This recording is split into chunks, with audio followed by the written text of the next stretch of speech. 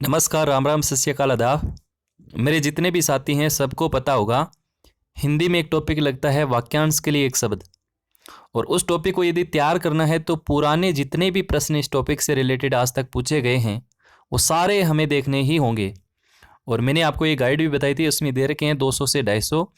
ये जो एक श्रृंखला चला रखी थी, इसके 2 वीडियो मैंने आपको अवेलेबल करा दिए थे। आज का ये तीसरा सेशन है और इसमें भी हम 20 प्रश्न लेंगे। और हो सकता है 20 प्रश्नों में एक आध प्रश्न ऐसा हो जो एग्जाम की दृष्टि से महत्वपूर्ण हो, उस पर हम बात भी करेंगे। तो चलिए डिस्कस करते हैं और आपका भी एक टेस्ट ही हो जाएगा कि आप 20 में से कितने प्रश्न सही कर पाते हैं। और यदि आपको किसी प्रश्न में डाउट लगता है तो बिल्कुल आप कमेंट कर सकते हैं। मैं कमेंट देख के उसको चेंज करके या देख के एक दूसरों से डिस्कस करके बिल्कुल उसको पिन कर देता हूँ, क्योंकि गलतियाँ इंसान से हो जाती हैं, कई बार गाइडें गलत बता देती हैं।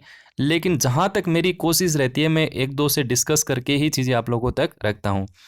चलिए फिर स्टार्ट करते हैं। पहला प्रश्न, जो शत्रुओं को मार डालता है, वाक्यांश के लिए एक शब्द बताइए। जो शत्रुओं को मार डालता है, अच्छा शत्रुओं को मार डालता है तो सीधी सी बात है, शत्रु नाम तो जुड़ा ही होगा उसके आगे, तो बिल्कुल ऑप्शन नंबर 4 होगा इसका सही आंसर। कहीं जाने की भी आवश्यकता नहीं है। दूसरा प्रश्न देखो, जिंदा रहने की इच्छा, वाक्यांश के लिए एक शब्द। अब मैंने आपको एक वीडियो भी दिखाया था, पार्ट नंबर 1 में जितने भी इच्छा से रिलेटेड थे सारे करवा दिए थे।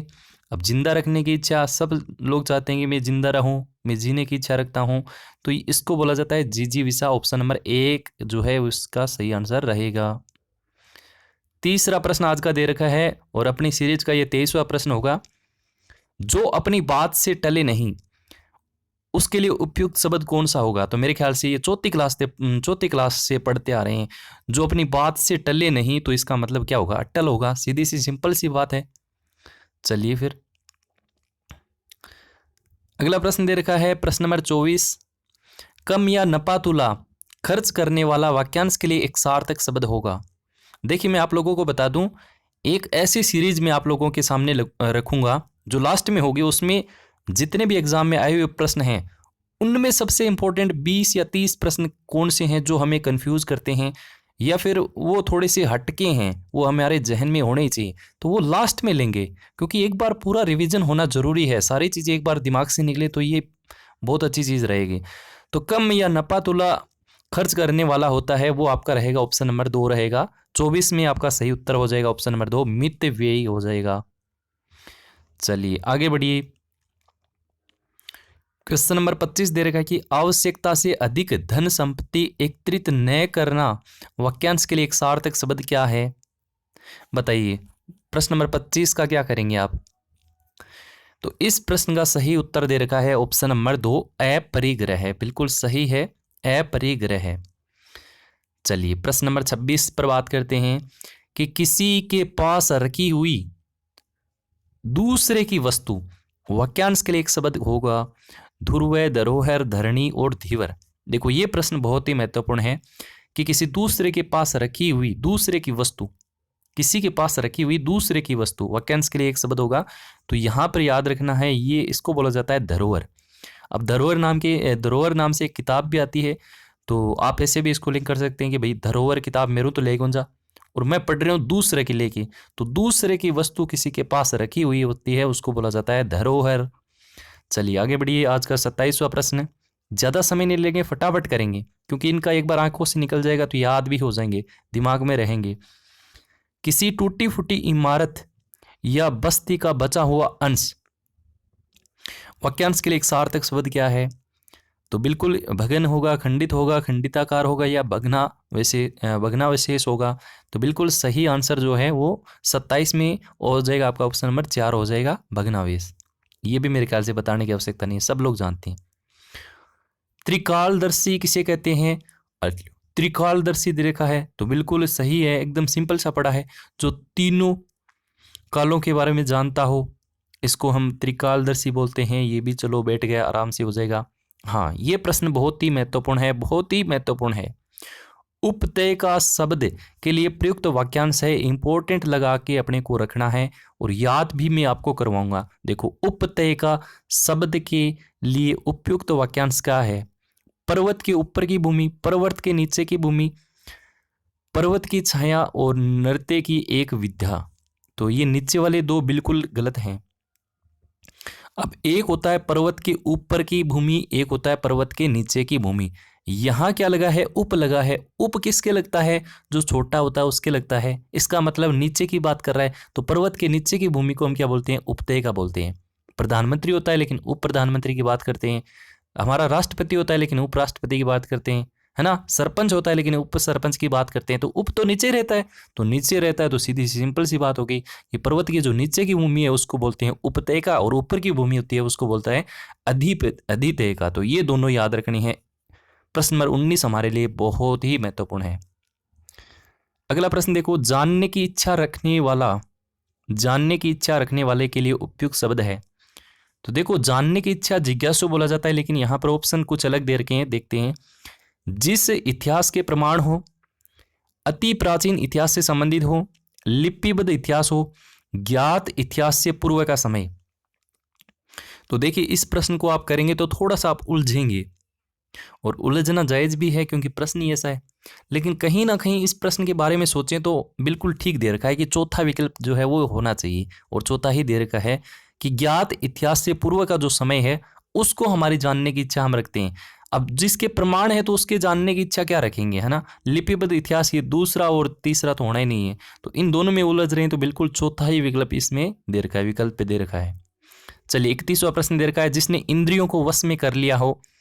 अब जिसने इंद्रियों को वश में कर लिया होगा तो उसको क्या बोलेंगे? जितेंद्रिय बोलेंगे। चौथा विकल्प जो है वो आपका सही रहेगा।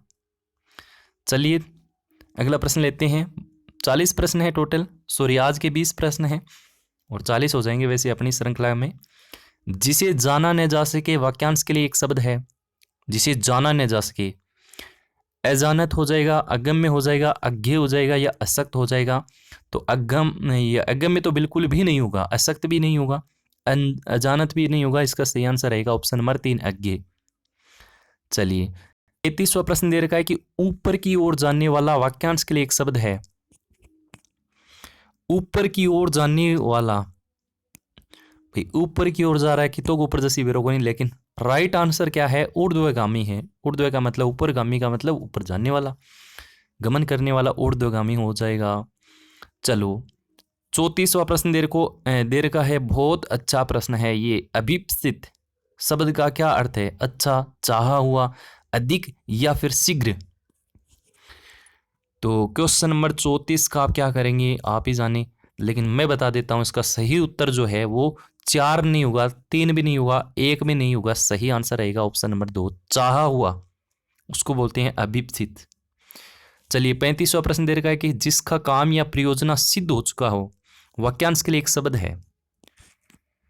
चलो, बहुत अच्छे इंसान होते हैं लेकिन अपना काम निकलने के बाद फुर्र हो जाते हैं। तो ऐसे जो लोग होते हैं जिसका काम या प्रयोजन सिद्ध हो चुका है उसको हम बोलते हैं कृतकारी। 35 में दे रखा है आपका चौथा विकल्प दे रखा है, और ये प्रश्न आया है सेकंड ग्रेड टीचर 2017 में। चलो, अच्छी बात है। चलो, अगला प्रश्न दे रखा है उत्तर और पूर्व के मध्य की दिशा। ई आ नेवा, मैंने आपको ट्रिक बताई थी। ई आ, ये हो जाएगा नेवा। क्या बात है। प्रश्न क्या पूछा है? उत्तर और पूर्व। ये उत्तर होता है ऊपर, नीचे होता है साउथ। उत्तर पूर्व, ये होता है आपका पूर्व, उत्तर पूर्व। ये पूछा है, ई से बनेगा भाई। अपने ट्रिक में ई यहाँ था, ई आ नेवा याद रखना। ई से कौन सा है? देखो, ई से हो जाएगा आपका ईशान। क्या हो जाएगा? ईशान हो जाएगा। आपका ऑप्शन नंबर 1 बिल्कुल सही आंसर है। ये प्रश्न याद रखना इंपॉर्टेंट है, सेकंड ग्रेड 2017 में आ भी चुका है, बढ़िया प्रश्न है। चलो, 37 का प्रश्न, जिस स्त्री ने अभी अभी स्नान किया हो के लिए उपयुक्त शब्द है। देखो देखो कैसे प्रश्न लेके आ रहा है। चलो बताओ फिर भी। जिस स्त्री ने अभी अभी स्नान किया है, अभी भी नहा के आई है, उसको क्या बोलते हैं? इसमें दे रखा है सद्य नहाता। सदाचारी तो नहीं होगा, सनातनी भी नहीं होगा, सचित्रा भी नहीं होगा, तो ऑप्शन नंबर 1 ही होगा इसका सही आंसर। दे रखा है भी इसमें एक ही है। चलो, 38 का नंबर दे रखा है। 38 प्रश्न क्या कह रहा है कि उपयुक्त स्थान पर शब्द नहीं है, यानी जो मेल नहीं खाता वो आपको बताना है। ये हाईकोर्ट एलडीसी 2017 का प्रश्न है कि कम भोजन करने वाला मिताहारी या मितवे, बिल्कुल ठीक है मिताहारी। जिसकी आशा न की गई हो, अप्रत्याशित, बिल्कुल सही है। जो असत्य न बोले उसे क्या कहते हैं? सत्यवादी। ये बिल्कुल गलत है साथियों। जो सत्य बोलता है उसको सत्यवादी बोला जाता है, जो असत्य नहीं बोले उसको हम सत्यवादी नहीं कहेंगे, उसको हम कहते हैं अमिथ्यवादी। अमिथ्यवादी बोला जाता है। और जो इंद्रियों द्वारा न जाना जा सके उसको बोला जाता है अगोचर। ये भी बहुत ही महत्वपूर्ण है, दोनों याद रखना नीचे वाले। चलिए ये दोनों प्रश्न ही ले लेते हैं। 39 और 40 आज के अंतिम प्रश्न हैं दोनों। वह जो शीघ्र उत्तर देने की बुद्धि रखता है, देखो बुद्धि से याद रखना है प्रत्युन्नति, प्रत्युन्पन्न, ये क्या है? प्रत्युन्नति, ये है इसका सही आंसर। और इसको बुद्धि से हमेशा जोड़ा जाता है, तो ये याद रखिएगा, प्रत्युत्पन्नति, है ना। ये वर्ड ही ऐसा है, थोड़ा सा देख लीजिएगा, याद रहना चाहिए कि मैं मुद्दे की बात ये है। चलो आज का अंतिम प्रश्न देख लेते हैं कि निम्न में से किस विकल्प में वाक्यांश के लिए सही शब्द है? वह जो किए का उपकार माने कृतज्ञ, बिल्कुल ठीक है। वह जो कभी बूढ़ा न हो अजर, बिल्कुल सही जवाब इन्होंने लिखा है। तीसरी क्लास का ये प्रश्न आ गया है, अजर बचपन से पढ़ते आ रहे हैं, जो बूढ़ा न हो अजर, जो बूढ़ा न हो अजर, ये तो हमारे टीचर ने भी रटवा दिया था उस टाइम। सूर्य के अस्त होने का समय ये दे रखा है प्रदोष। और बिना पलक झपकाए ये दे रखा है निम्नलिखित। तो देखिए चौथा विकल्प जो है वो बिल्कुल गलत है। बिना पलक झपकाए उसको बोला जाता है निर्निमेष। याद रखना, ये क्या बोला जाता है? निर्निमेष, ये बोला जाता है निर्निमेष। ये चौथा ही इसमें राइट आंसर दे रखा है। बाकी देखो सूर्य के अस्त होने का समय हम तो सूर्यास्त ही बोलते हैं, लेकिन यहाँ पे प्रदोष दे रखा है। लेकिन प्रदोष तो एक वर्त से संबंधित रिलेटेड एक वर्ड है, लेकिन यहाँ पे दे रखा है। तो ये आपके 20 प्रश्न थे। उम्मीद करता हूँ 20 में से आप कितने करे होंगे? 16-17 आराम से करे होंगे। एक दो तो हो सकता है इधर उधर हो, लेकिन जो इधर उधर हुआ है उसको जाने मत देना, हमारा मकसद यही है। वीडियो काफ़ी लंबा हो रहा है। Have a nice day, thank you so much, bye bye, take care, मिलते हैं कल।